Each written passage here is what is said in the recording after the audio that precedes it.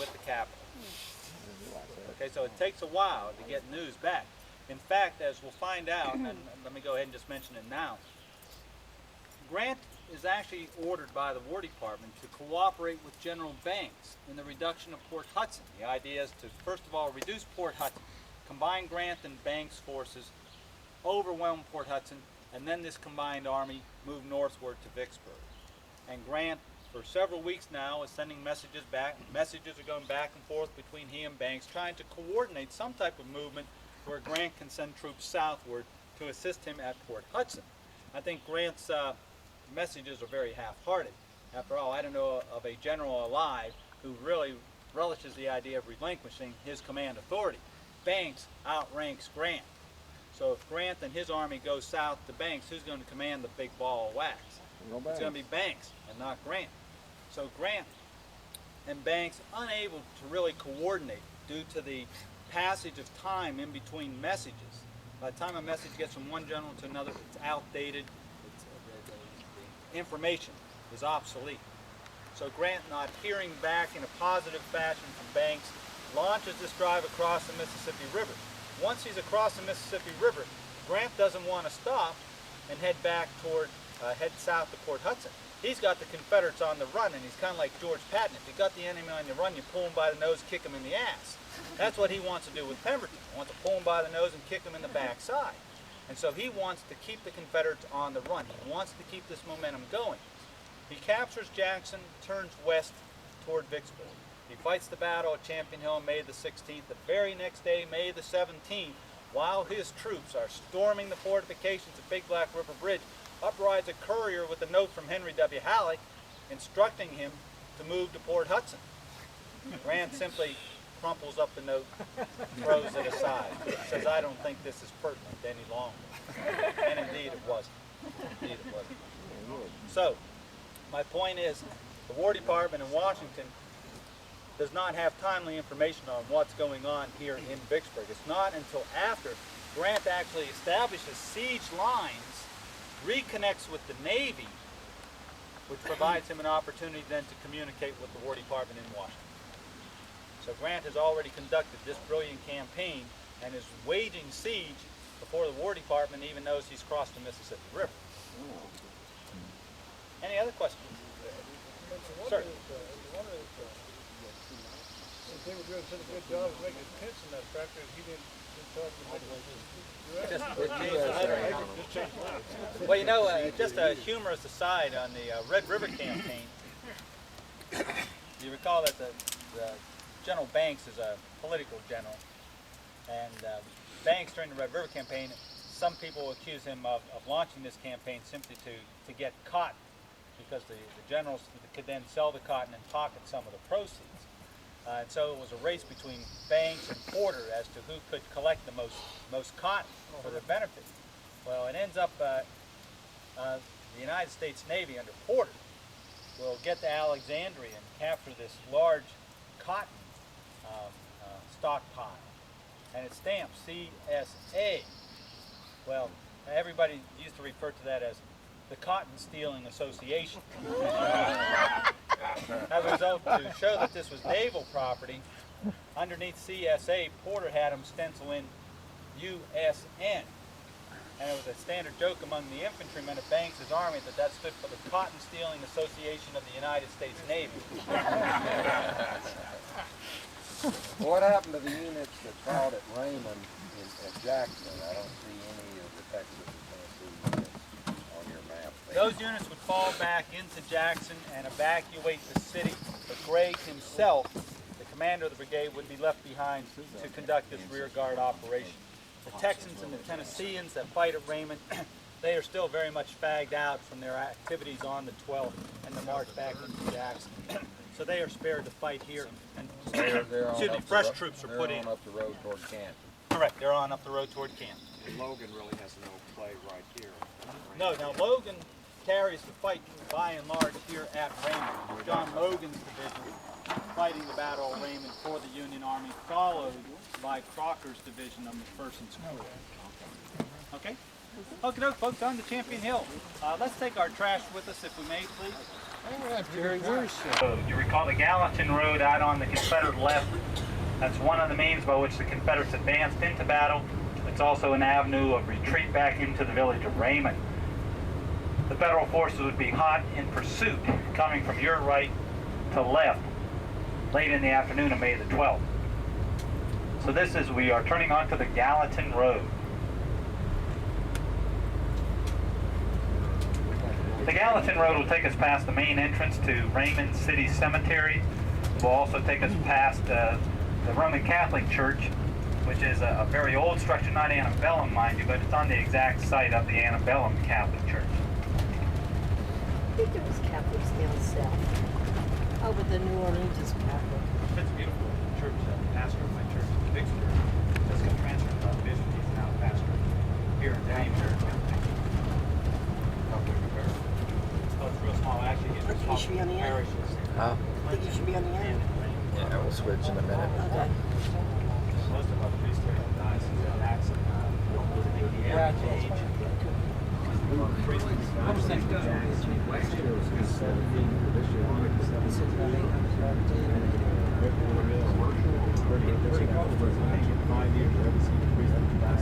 We're on 7 right now. Shape 7? Yes. Okay. Yep.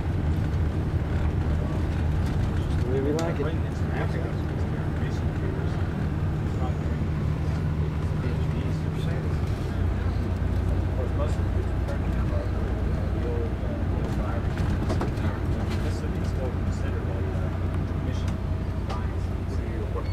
You also had some resistance. Immigrant was down here in force and new. That one? Like there are a few Franciscan churches. And they school agreed with. Oh, St. Joe's. There's a city street there. I think when he left, they heard force and new.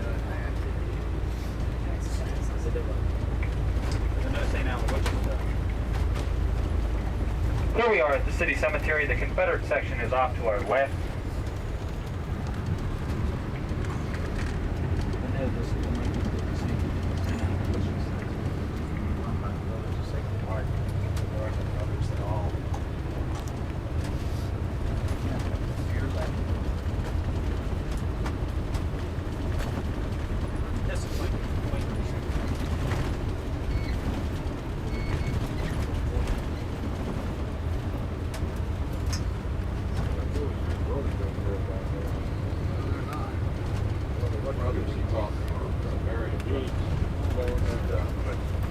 They're big in Maryland and Massachusetts. They have a school in Very religious intersection. That was fine.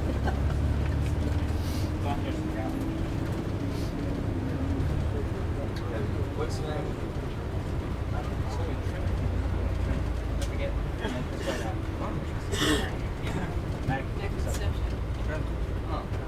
Folks, this is the road to Mississippi Springs. The town square is off to our left, so John Gregg's brigade, after retreating from the field of battle, came to this very road and turned to your right. That road will lead you past the present-day Hines Community College and out to Snake Creek, where they bivouacked for the night, and then on into Jackson. Here you see the Catholic Church. Again, this is not the antebellum structure, but it's on the exact structure, the exact site as the antebellum church. Okay, straight ahead. That's end, not anti. There was no railroad in Raymond in the 1860s. It came in shortly after the Civil War. It's now not on any rails at all, but here's the old railroad depot on your right. And we're going up into the town square, where the townspeople spread out that picnic feast for their victors to enjoy. Now once we get to the town square, if you were to turn right, that's the road to Clinton. And that's the road that McPherson and his troops would take on May the 13th. On May the 13th, Sherman would go out this road we're now on to Mississippi Springs. Just down the road on our right is an antebellum structure called Waverly. That's where McPherson had his headquarters on the night of the battle, May the 12th. The very next night, General Grant occupied the building. Just a few years ago, during some restoration on the building, it caught on fire. And extensive damage was done to the interior of the building. slowly but surely it's being restored, and we hope that one day the owners will donate it to the community to serve as a museum for the battlefield at Raymond. Here we are passing the courthouse and St. Mark's Church, where you'll see many fine residences here in the town of Raymond. Oh, no, I like that. They got that, Harry. I got that. It's not anti.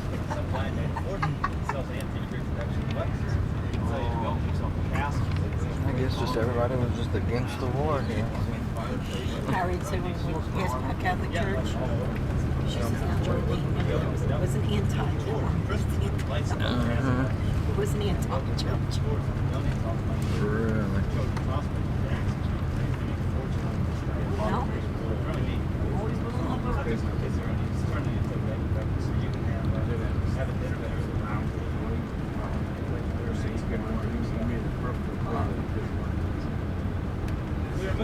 We're moving from the village of Raymond toward the battlefield at Champion Hill. On May 14th is the Battle of Jackson. With Jackson in Union hands, Grant now turns west toward his objective, the fortress city of Vicksburg. You recall that to safeguard his two Army Corps marching on Jackson, Grant has moved the 13th Corps under McClernand into a blocking position on a line from Raymond to Bolton off to your right, facing in an easterly direction as we are now doing. Thus, on the 15th of May, Jackson now in his hand, Grant orders his army west to Vicksburg. McClernand's corps, or at least a portion of it, will advance out this road just as we are doing. That would be the division of Andrew Jackson Smith, also known as Whiskey Smith, followed by Frank Blair of Sherman's corps.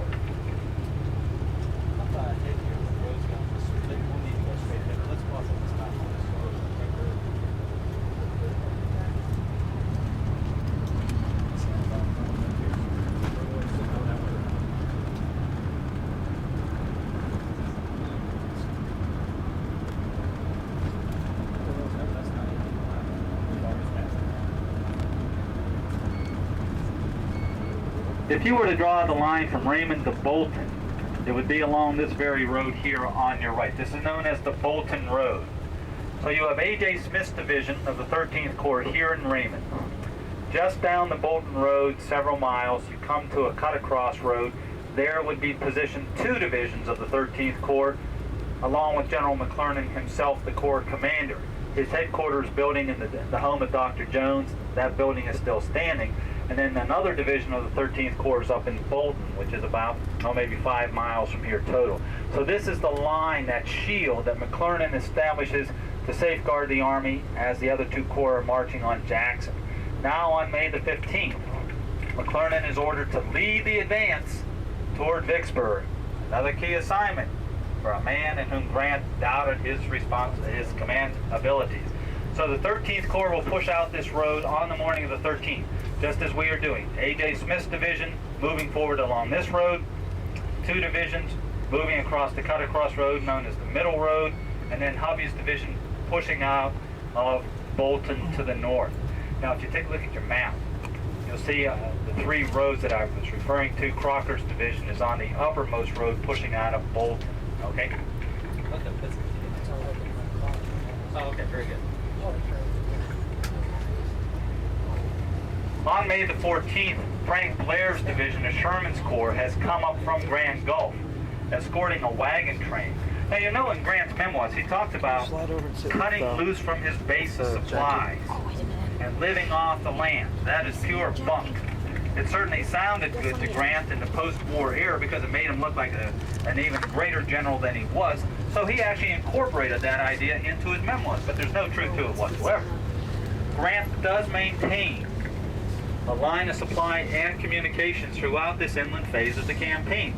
That line of supply and communications runs by wagon or by boat from Vicksburg south to Hard Times, then transfers across the river to Grand Gulf.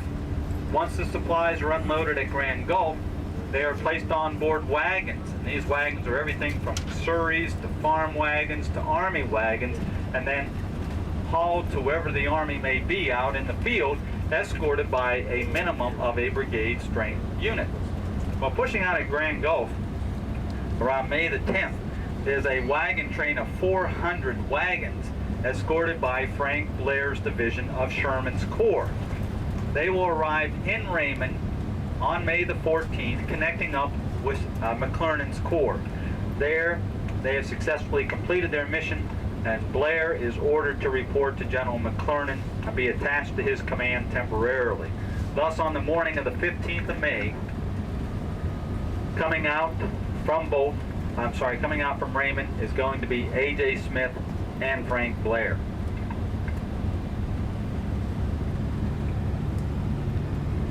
We'll follow the Union Avenue of advance here on what's referred to as the Lower Road or the Raymond Edwards Road until the point of contact with the Confederates where the opening shots of the Battle of Champion Hill are fired on the morning of May the 16th. The Federals will thus, on the morning of May the 16th, be moving along 3 parallel roads. The Lower Raymond Edwards Road, which we are on, the Middle Road off to your right, and the Jackson Road coming through Bolton even farther to your right. Yet these 3 roads do provide for support of one another. So Grant is pushing over a broad front, but his units are well within supporting distance of one another.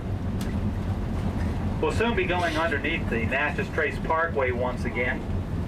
Again, this is a unit of the National Park Service that connects Natchez, Mississippi with Nashville, Tennessee. It's a beautiful, picturesque drive, especially in the spring when the redbud and the dogwood are out in bloom, and then again in the fall when the leaves are changing colors.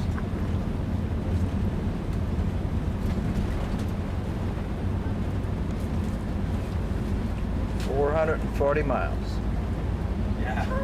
I've never taken it from start to end. Never? No, I'll drive it up to Tupelo. Awesome. I have a sister-in-law in Tupelo. Awesome. And of course I go up to Shiloh quite frequently. That's enough of a drive along the trace for me. They have a terrific audio of it. That's what I understand. It's great. And it takes the whole trace, so you can never speak the whole road. Great drive to take if you're not speaking to your wife. Just put the tape in. Right, shit. Of course, they're around the Jackson area. I think you should start playing it more at home. Nashville is more of a commuter road. You really have to watch out here. So in between those congested points, it's very, very nice. No 18-wheeler, unfortunately, no stop I have a sign. lot of words to see, isn't there? There's another lady. Occasionally you see coyotes too. Coyotes are really taking over this area.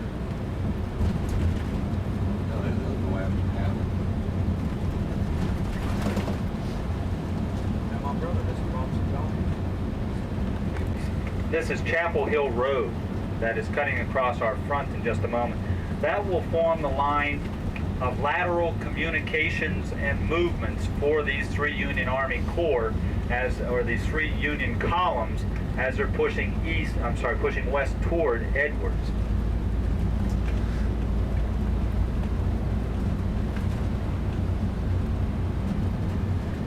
So here's the lateral line of communications for Grant's Army, this road here. On the morning of May the 16th, the day of the Battle of Champion Hill, A.J. Smith's division in the lead, moving out along this road. They are screened by Indiana cavalrymen. As the cavalrymen, 4 abreast in the road, are moving along, they'll come to this point and begin descending down into the valley of Turkey Creek. Here you see a stretch of the old historic road off to your left.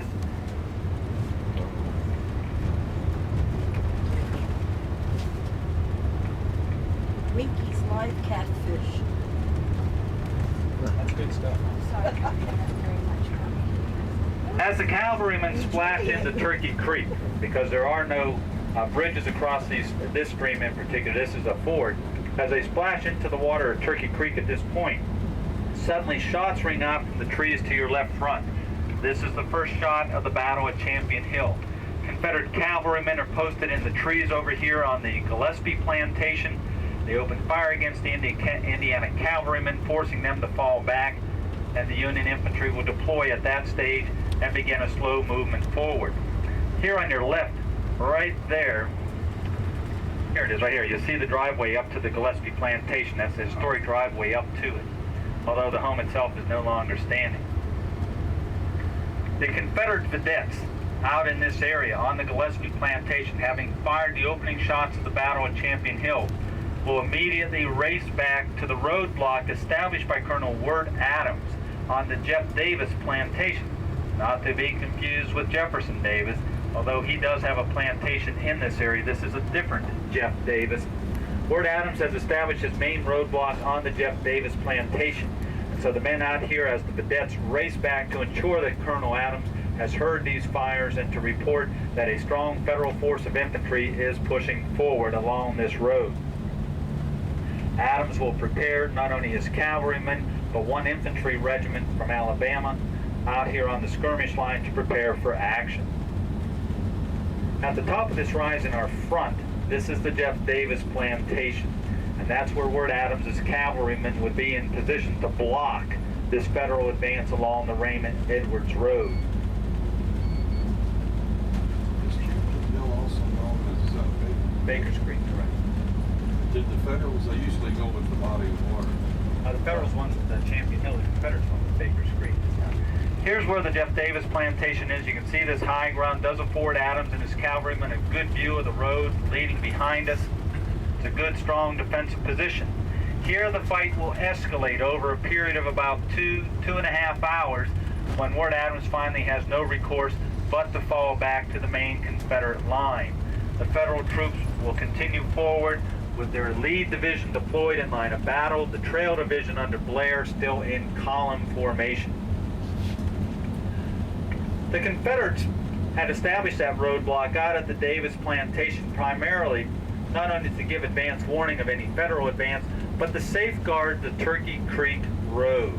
The Turkey Creek Road leads from here down to Dillon Plantation. It was Pemberton's hope on the morning of May the 16th to march down the Turkey Creek Road out of Edwards, get to Dillon's plantation, get astride Grant's supply line running up from Grand Gulf, and there force the Union commander to attack him in a position of his choosing. Around the bend up here, you'll see the Turkey Creek Road going off to your left. Today it's referred to as the Bill Downing Road. Here's the Turkey Creek Road. This leads directly to Dillon's plantation, where we had made a stop earlier. You recall that the Dillon Plantation Road, that's on Grant's main axis of advance, and that does form his supply line during this course of the campaign. So it's a well thought out plan by Pemberton. He just doesn't have the time to carry out his plans. How many miles is it over there? About 7. On the night of May the 15th and morning of May the 16th, day of the battle, Confederate General John Pemberton has established his headquarters at the home of Mrs. Sarah Ellison. Unfortunately, the Ellison house is no longer standing, but a building that had been constructed on that same site shortly after the Civil War remained standing up until just a few weeks ago, when suddenly it was bulldozed over. So I have to look for a new landmark. There at Mrs. Ellison's house on the morning of May the 16th, Pemberton calls together his subordinate officers for a council of war, and they were in council when Wirt Adams comes riding up on, as Ed always is approaching, on a sweat-streaked horse. That's Mrs. Ellison's house site right there. And so there on the morning of May the 16th, Confederate General Pemberton meets with his subordinate officers, and he's in meeting when Wirt Adams rides up and informs them that the Federals are advancing in force out of Raymond. While Pemberton decides what to do, the situation continues to unfold. Finally, he has no recourse but to deploy his troops. He will initially deploy one division, or one brigade, out there by Mrs. Ellison's house, but it's not a very good defensive position. So he moves back here to this ridge, where we're currently at, but he doesn't like this one either. So he falls back across Jackson Creek, which you see in front of us here, and as they fall back across that creek, they will fire the bridge across the creek. And the Confederates will then take up a position on the high ground on the opposite side of Jackson Creek. So here we are crossing the creek, You can note the high ground beyond. It is open terrain. It is high ground extending from your right to left, and this is where Confederate General William Loring will deploy his division. There's Jackson Creek. The Federals will rebuild this bridge around 11 o'clock in the morning of May the 16th and cross to this side and use the protection of this ridge against Confederate artillery fire coming at them. So here's the ridge on which the Confederates will initially deploy. But you can see it's an open ridge, and with Union artillery on the ridge behind us just hammering them unmercifully, the Confederates will fall back from this position to the next ridge, which is known as Coker House Ridge, and that's where we're going to make our first stop here at Champion Hill. Terry, Sir. was there any communication between Johnson and Pemberton at all through this? I'm sorry? Any communication between Johnson and Pemberton? Roundabout way by courier on horseback, circumventing McPherson's men at Clinton. Now, several of these couriers would be captured, but it's a roundabout way, so communication between those two Confederates is very slow.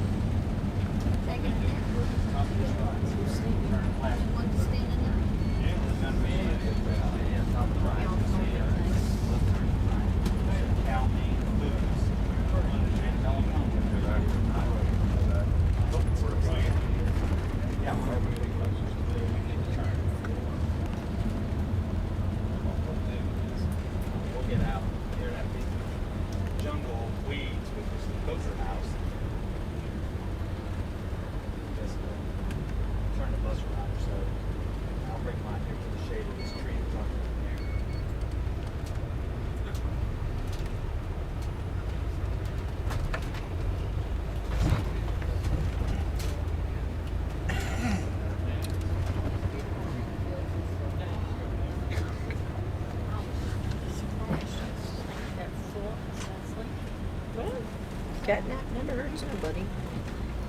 You have to strain your eyes to see it, but on your right, amidst all this jumble of growth, is the Coker House, one of two remaining historic structures standing on the battlefield at Champion Hill that witnessed the battle. The Coker House was built in the early 1830s, and by 1850 it was purchased by Mr. H.B. Coker. Thus this ridge is known as Coker Ridge.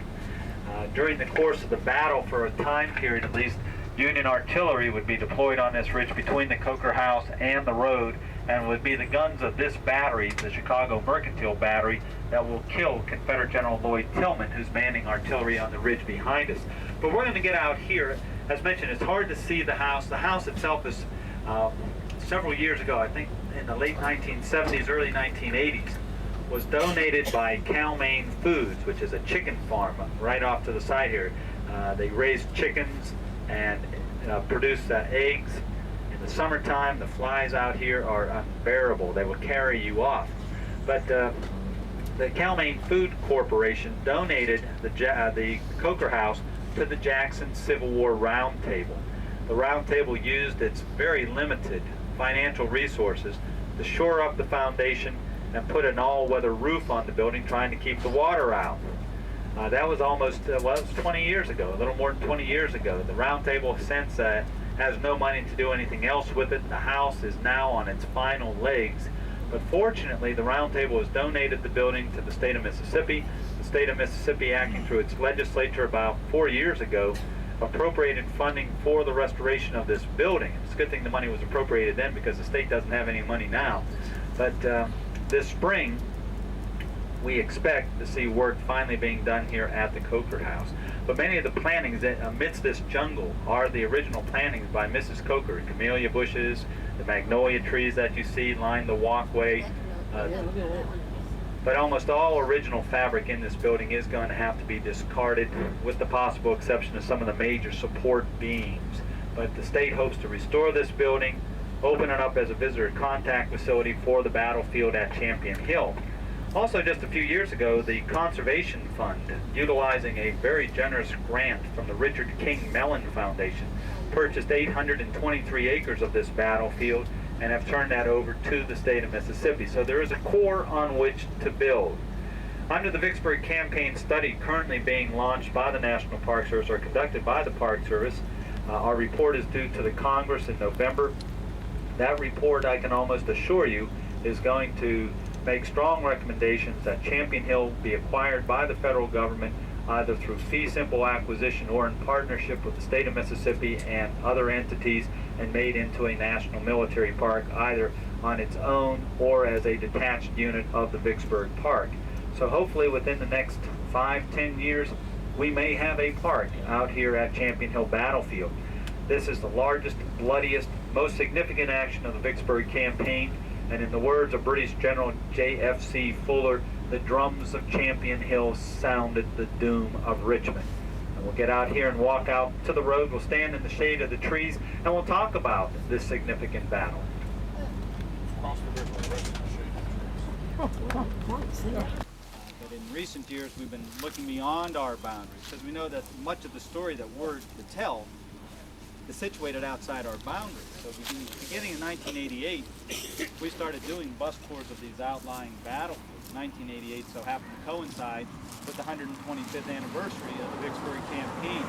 So we arranged for tours of all the outlying battlefields, lunches at different areas, and as there's no place really to eat lunch around here, we had a lunch catered here at the Coker House. Boy, that was a long time ago. We could actually get in the house, and we had tables set up, and a busload of folks in there. Nowadays you can't even get in the building at all. It's so House 86. Oh, were you? Very good. Showing, yeah.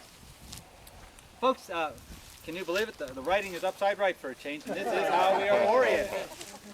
We have gone from the village of Raymond, along what's known as the Lower Raymond Edwards Road, and we are now here at the Coker House. The village of Edwards is off to your left, just a few more miles. You see it here at the very left of the map. You recall that the federal forces on the morning of May the 16th of 1863 are moving along 3 parallel roads. The lower road, what's known as the middle road, and there are 2 divisions moving along the middle road. Those are the divisions of Generals Osterhaus and Carr of the 13th Corps, accompanied by General McClernand in person. And then moving over the northernmost road, the Jackson Road, are 3 divisions. One of the 13th Corps, commanded by General Alvin Hovey, and the 2 corps of the 2 divisions of the 17th Corps, including General Crocker, and these are accompanied by Generals McPherson and General Grant, the Army commander, in person. So those are the 3 roads. Now, Pemberton, you'll recall, had divined Grant's intention to get astride this railroad, cutting him off from his line of communications with Jackson and points eastward. Pemberton will move into position on the 12th to contest the federal crossings of 14 Mile Creek. They will end in dismal failure for the Confederates. As a result, Pemberton will try to concentrate a field army here in the village of Edwards. And by May the 14th, he has concentrated in Edwards 3 divisions, roughly 22 to 25,000 men. Those are the divisions led by General Carter Stevenson, General John Bowen, and General William W. Loring. Pemberton's subordinates press upon the general the need to do battle with the enemy well outside of the Vicksburg perimeter of fortifications, where they will have the opportunity to maneuver and put their artillery to use. Pemberton, you'll recall, did not want to leave Vicksburg at all, but he is an indecisive man. He calls frequent councils of war, and more often than not, he will take the advice of his council versus his own ideas. As a result, he will allow his subordinates to talk him into moving out of Vicksburg to the line of the Big Black River and eventually even beyond the Big Black. What Pemberton had hoped to do, had wanted to do himself, was dig in on the high ground on the west side of the Big Black River. There await Grant's advance and attack, hopefully defeat that attack, check it, drive him back into the interior of the state of Mississippi. We're far removed from his gunboats, we're far removed from his line of supply, his base of operations. The Confederates could destroy Grant in detail. But his subordinates are much younger. For the most part, they are much more aggressive. They coax their commander to go beyond the Big Black River and out into the open area to maneuver. Thus he will go beyond the Big Black and begin concentrating his field army in the village of Edwards. On May the 15th, a train pulls into Edwards from Vicksburg. For whatever reason, Pemberton allows that train to go beyond Edwards. It next moves into Clinton, where it is stopped by federal forces. The baggage master and the brakeman are taken off that train and ushered into the presence of General Grant, who asks them, "Fellas, did you see anything along the way?" And they say, "Oh, yes indeed. We saw General Pemberton's army at Edwards," and they gave Grant a very accurate assessment of Pemberton's troop strength. They said 25,000 soldiers and something like 20 batteries of artillery are in Edwards. With this intelligence, Grant knows exactly where the bulk of the Confederate army is, and on the morning of May the 15th, he will order his division, that's the morning of the 16th, he will order his divisions forward. And so the divisions will move out these three parallel roads to converge on Edwards Station, hopefully do battle with Pemberton's army, destroy it in detail before it can fall back into the Vicksburg fortifications. So the stage is set for the Federals and the Battle of Champion Hill. Let's talk a little bit about the Confederates. Pemberton concentrates his army, his field army, in 3 divisions in Edwards. On the 14th of May, they are here. On the 15th, Pemberton calls a council of war with his subordinates. Pemberton wants to fall back to the other side of the Big Black River. Some of his subordinates want to push on to Clinton, while others want to move down and get astride Grant's supply line in the vicinity of Dillon Plantation. Get astride Grant's supply line, take up a strong defensive position, there force the Union commander to attack them in a position of their choosing. Pemberton, although it runs counter to his own ideas, will accept the verdict of his council and decide to march on Dillon Plantation. Thus, on the morning of the 15th day of May, the Confederates are awakened from their sleep at a very early hour, around 1 a.m. All is placed in readiness to take up the line of march, when suddenly it is realized by Pemberton and his staffers that there are no rations on hand and no munitions have been distributed to the troops. Pemberton is let down by his staff time and time again during this campaign. Thus, a train has to be sent from Edwards all the way back to Vicksburg, where it is loaded with munitions and rations, brought back to Edwards, and then distributed to the troops. This takes precious time. It is several hours in taking, but finally around 6 o'clock in the morning, the troops have now been up for 5 hours. Rations are distributed, munitions are issued, and the Confederates take up the line of march. Now Pemberton has been in Edwards for several days now, yet he has not reconnoitered any of the surrounding countryside with what limited cavalry he has available to him. You recall that on the 14th of May there was a tremendous rain that saturated the ground, flooded all the streams, including Baker's Creek. Although it is only 3 miles from Pemberton's headquarters, Pemberton is completely unaware of the fact that the bridge over Baker's Creek here on the lower Raymond Edward Road is washed out and the ford is unpassable. Yet this is the avenue of advance, the single avenue, the single axis of advance for his entire army. And so at 6 o'clock in the morning, the troops shoulder their knapsacks and begin to march out of Edwards Station. Moving out the lower Raymond Edwards Road, they come to the high ground overlooking Baker's Creek and realize that the stream is out of its bank. The entire low ground here is inundated by floodwaters.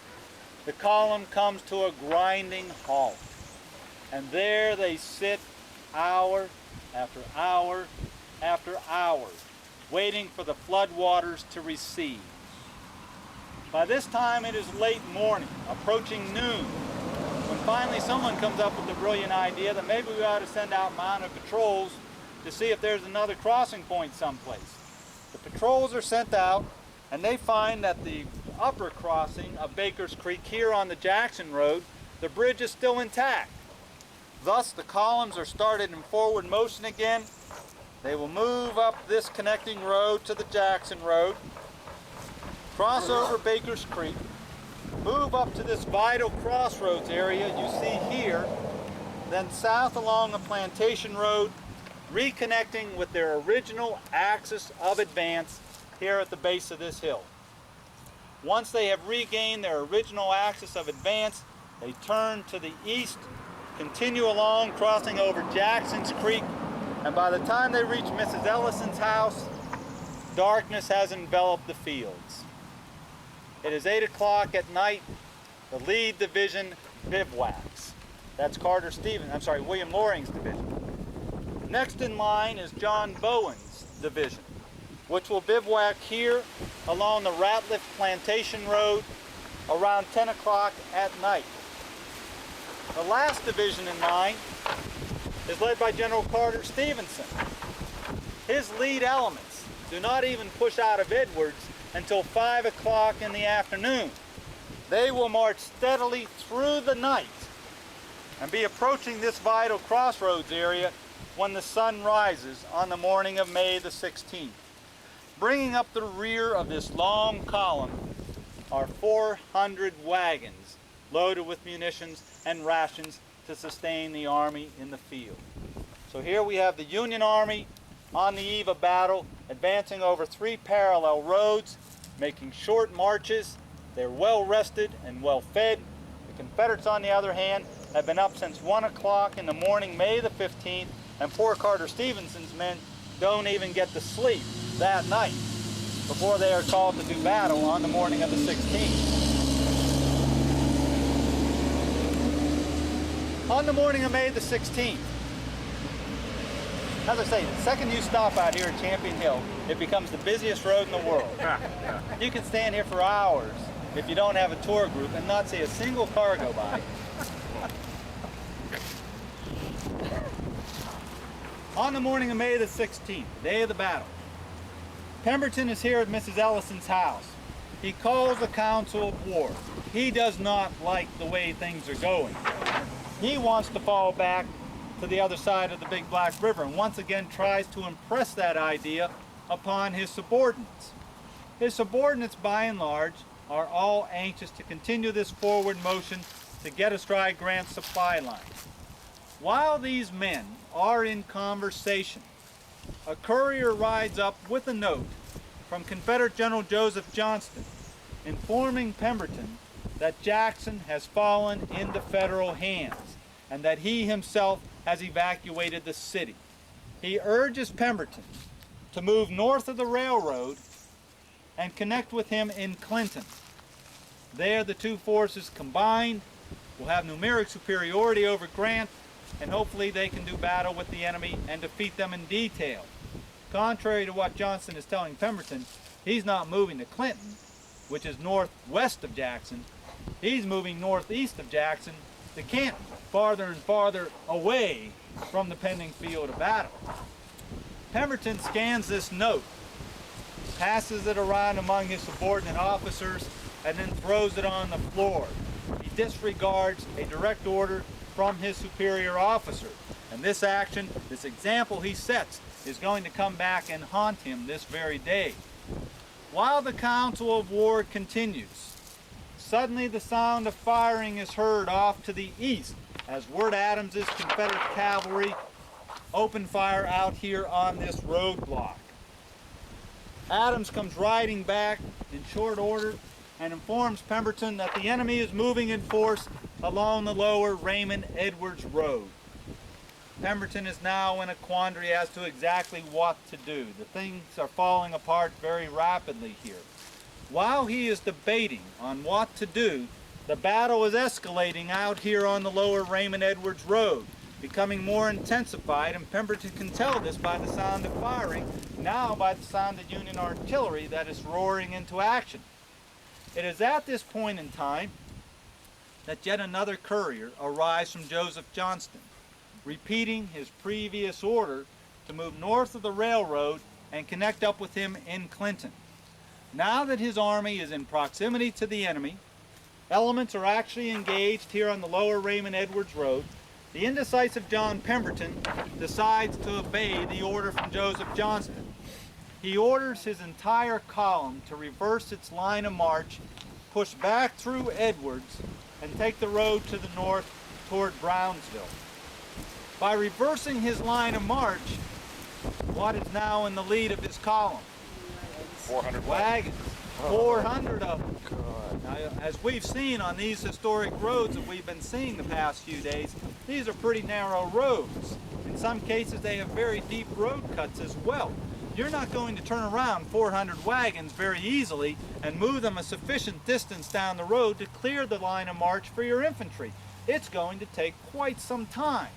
And while the wagons are turning around and slowly making their way from the crossroads area back towards Edwards, the battle intensifies, and Pemberton has no recourse but to deploy troops for battle.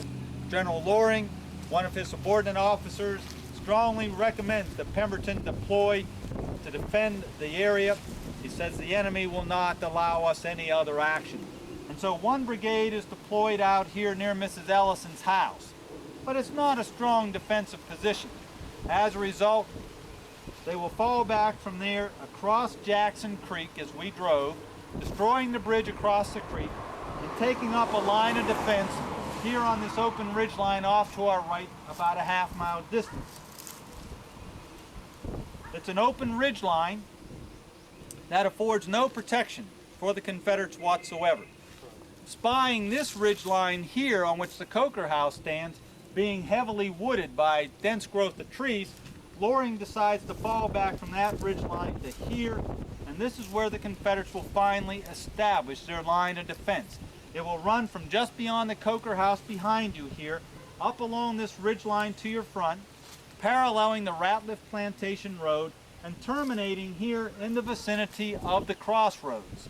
It commands the valley of Jackson Creek, as well as both the lower Raymond Edwards Road and the middle road. By this time, Pemberton has also noticed Federal troops moving on the middle road. So as a result, if the Federals are moving along these two roads, and those two roads alone, this defensive position will prove a very tough nut to crack. But unfortunately for Pemberton, he is completely unaware of the fact that moving out along the Jackson Road much farther north are 3 Union divisions, which, left unchecked, will move around his flank, capture Edwards, and cut him off from his base of supply and operations in Vicksburg. And so the situation here for John Pemberton on the morning of May the 16th will rapidly deteriorate and go from bad to worse. Now, the opening shots of the battle are out here along this road. Although the opening shots are along this road, there's virtually no additional action along this avenue until late in the day. But rather than leave this area, go up to the scene of other actions and come back to this point, let me encapsulate the battle for you here and specify the actions that took place in this area. Yes, sir. How important now is a railroad to them? How important is this railroad? East down to Jackson's closed down. The railroad is no longer significant whatsoever for the Confederates. That lifeline, that supply line is cut, and from that day on, John Pemberton has to rely upon solely what he had stockpiled in Vicksburg to support his army for however long the siege may last. Okay? Now, going back to the big back might have made sense. possibly, but now he has no recourse. The enemy is upon him. Yeah, we talked about it before. With the opening shots of battle here on the lower road, A.J. Smith's division in the lead is under orders not to bring on a general engagement. We hear that term so often during the course of the Civil War. Grant has issued orders on the 15th to all of his subordinates not to bring on a general engagement. As a result, that order is transferred from corps commanders down to division commanders, down to brigade commanders, and so on. So the division commander, A.J. Smith, senior ranking man in this area, is under orders not to bring on a general engagement. Once he makes contact with the Confederates and the opening shots of the Battle of Champion Hill are fired, and he moves along and rebuilds the bridge here at Jackson Creek, he sees the strong defensive position the Confederates have assumed. Under orders not to bring on a general engagement, he simply halts his command, deploys his troops, and awaits further orders, and he notifies his superior, General McClernand, that the enemy has been found. Well, McClernand is well aware of this because he too, moving along the middle road, has found the enemy in strong force in his front. McClernand by this time is in Grant's doghouse, and he knows it. As a result, he's trying to appease the commanding general. He's under orders not to bring on a general engagement. He will do just that. As soon as he makes contact with the enemy here, he sends a courier racing off into the early morning light to inform General Grant that the enemy has been found. By that time, Grant, accompanying McPherson with the column here on the Jackson Road, will also find the Confederates. The Confederates here at the crossroads, and this would be the Alabama Brigade headed by Stephen D. Lee, way out on the Confederate left, seeing this road off to his left and the bald crest of Champion Hill, he has no idea what is beyond it. And so on his own initiative, he'll send Colonel Ed Pettis, whom we talked about yesterday, to go over the crest of the hill, ride out the Jackson Road, just to investigate it. In just a short period of time, Pettis is riding back, frantically waving his arms, yelling to Lee that the enemy is coming in strong force. Lee will take it on his own initiative to move from the crossroads here to the bald crest of Champion Hill and await developments. So we can see that the Confederate line is now getting stretched longer. It will also be recessed here. This is not a good defensive position, folks. But anyway, the battle will unfold up here. And this is where the battle is fought from mid-morning until late afternoon. All that time, down here on the lower Raymond Edwards Road, although they can hear the sound of firing and know that it is an intense battle being fought, A.J. Smith and Frank Blair, they're still under orders not to bring on a general engagement, and they more or less sit as the hours slowly pass, just maintaining some counter battery fire between Union guns and the Confederate artillery here on this ridge. With the battle in full fury here, McClernand can also hear it, and so he sends a note to Grant asking for a clarification of his orders, asking in essence, General, is it okay to push forward? That courier, racing back this road to that connecting road I pointed out to you, then north, filtering his way through the wagon trains and the infantrymen, finally makes his way to the Champion House, arriving around noon. By this time the battle has been in full fury for about 2 hours. This courier arriving at the Champion House, Grant's headquarters, around noon, Grant says by all means, press the attack along the entire front.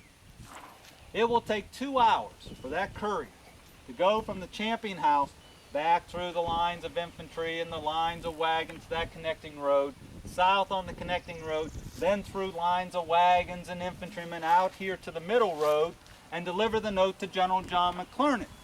He arrives at 2 o'clock. The note reads to press the attack. At 2 o'clock exactly, John McClernand will push the attack at this point.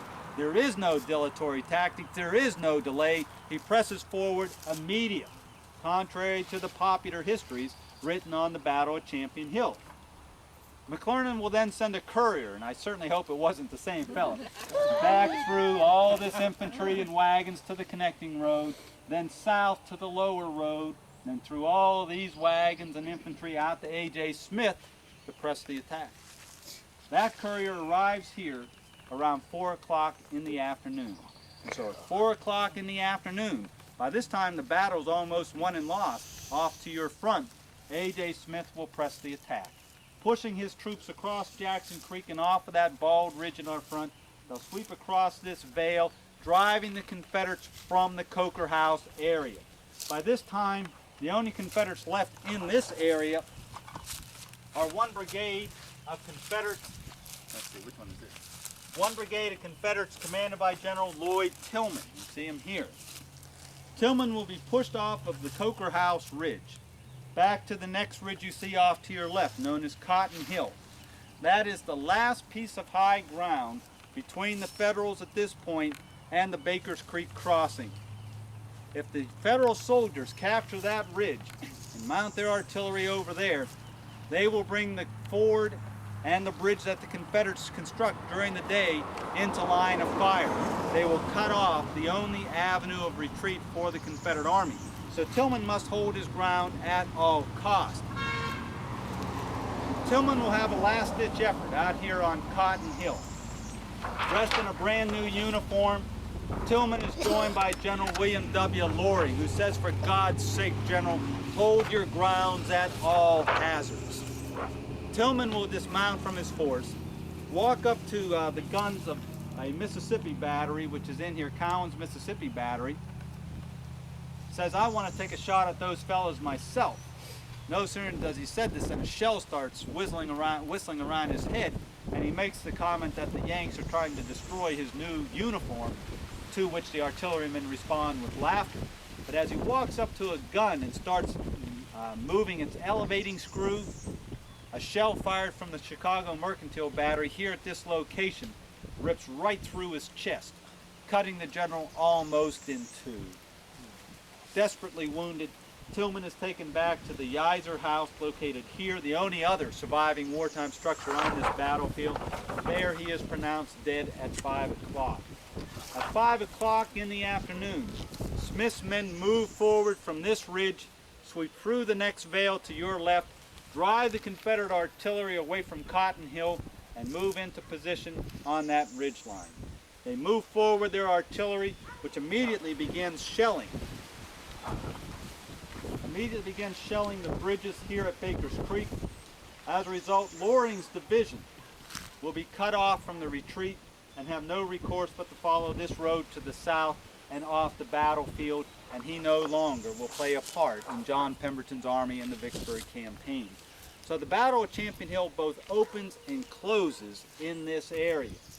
From here we're going to move up to the more severe scenes of operations. And as we move from here to Cotton Hill, I'll point out to you where Lloyd Tillman had his final stand. That is also the location of the only Civil War monument, if you will, on this battlefield. It is a monument erected by Tillman's sons to mark the location where the general met his end. We'll then drive past the Yeiser House, which I'll show you, which was used as a Confederate hospital where General Tillman died.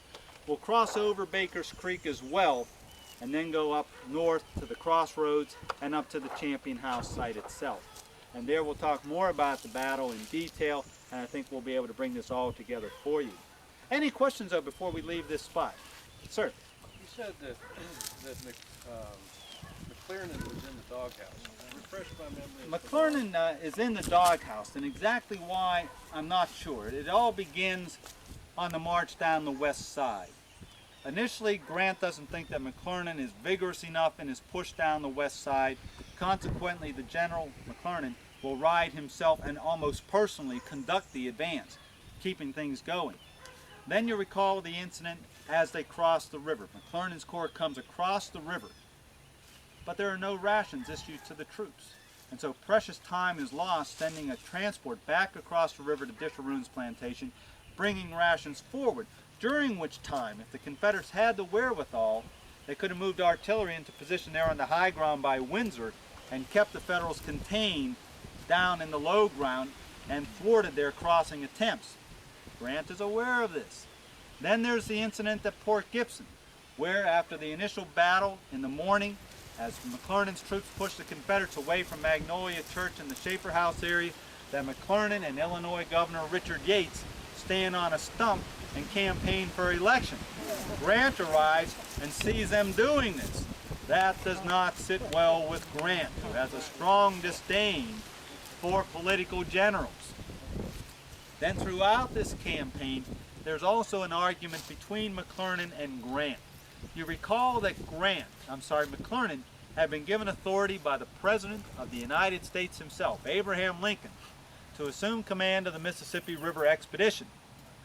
When Grant arrives in January to establish departmental headquarters with the Army, McClernand says, General, you have no authority here. Here are my orders from the President of the United States, and you don't outrank Mr. Lincoln. But for the good of the service, I will comply with your orders until we can get a clarification from Washington. That doesn't sit well with Grant either, having his command authority challenged. And so throughout these stages of the campaign, McClernand was letting Grant know repeatedly General, you ought to check with me first, because here's my orders from Mr. Lincoln. I'm in charge of this operation, not you. And so he's in Grant's doghouse without question, and he is well aware of that. Okay? But it doesn't help either that Sherman's probably doing some backbiting too. Oh, without question. Sherman has an ego as big as John McClernand. And so Sherman's egging Grant on. Go ahead, Grant. Show him his boss. So is James McPherson. Go ahead, Grant. I don't like this guy. Show him you're in charge here. So for a variety of reasons, McClernand's in the doghouse and he knows it.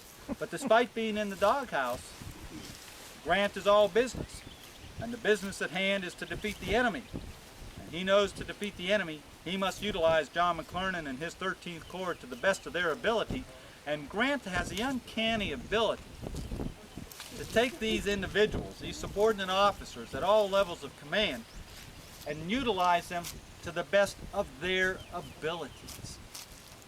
Now, as I tell the Army fellas who come here, and the Army officers who come here year after year after year, I tell them if there's one thing I've learned in 35 years of study on the Vicksburg Campaign, it is to know thyself. Know thyself. And I submit to you, ladies and gentlemen, that Grant knew himself far better than John Pemberton did. And that Grant always acted from his strengths.